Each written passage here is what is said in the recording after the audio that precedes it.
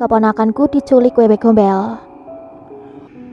Kemudian dikutip dari buku horor 13, tulisan Ajen Dianawati. Ada juga kisah nyata mengenai keponakan yang diculik oleh wewe gombel. Penasaran seperti apa kisahnya? Seperti ini. Menjelang maghrib, suasana kampung biasanya mulai sepi.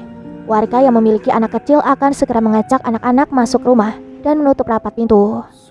Di kampung kami, itu sudah seperti aturan tak tertulis.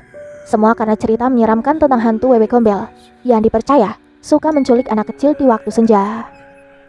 Tapi keponakanku, Saki, seolah tidak percaya dengan cerita itu. Usianya baru 6 tahun, dan hari itu ia pulang dari mengaji agak terlambat karena mengikuti acara ulang tahun temannya. Jalan pulang yang harus dilewati melewati perkebunan aren yang sunyi dan gelap. Ibunya, bibiku, menunggu cemas di rumah. Saat malam tiba dan Saki belum juga pulang, keresahan berubah menjadi kepanikan. Bersama suaminya, mereka mulai mencari ke rumah teman-teman Saki, tapi hasilnya nihil. Ketika jam menunjukkan pukul 10 malam, warga pun turun tangan membantu pencarian. Isu yang beredar, Saki diculik wewe gombel. Salah satu tetangga menyarankan untuk memanggil Pak Ijal, sesepuh desa yang dikenal punya mata batin. Menurut Pak Ijal, Saki tak jauh dari rumah, ia berada di area kebun aren. Warga pun membawa obor dan peralatan dapur, mengetuk-ngetuknya sambil memanggil nama Saki. Tiba-tiba, paman melihat sepeda Saki di tanah, dan tidak lama kemudian, seseorang melihat ke atas pohon. Saki ada di sana. Wajahnya pucat, tubuhnya berlumpur, dan bajunya bukan yang dikenakannya pagi tadi. Ia dibawa pulang dengan penuh haru. Setelah tenang dan diruqyah Pak Ijal, Saki akhirnya bercerita.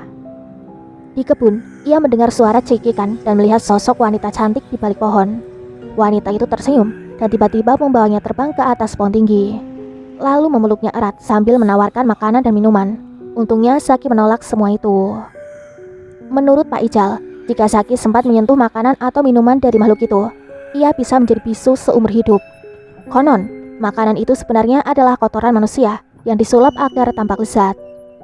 Sosok hantu itu dipercaya sebagai arwah Omas, wanita mandul yang dulu dibuang suaminya dan akhirnya bunuh diri secara tragis.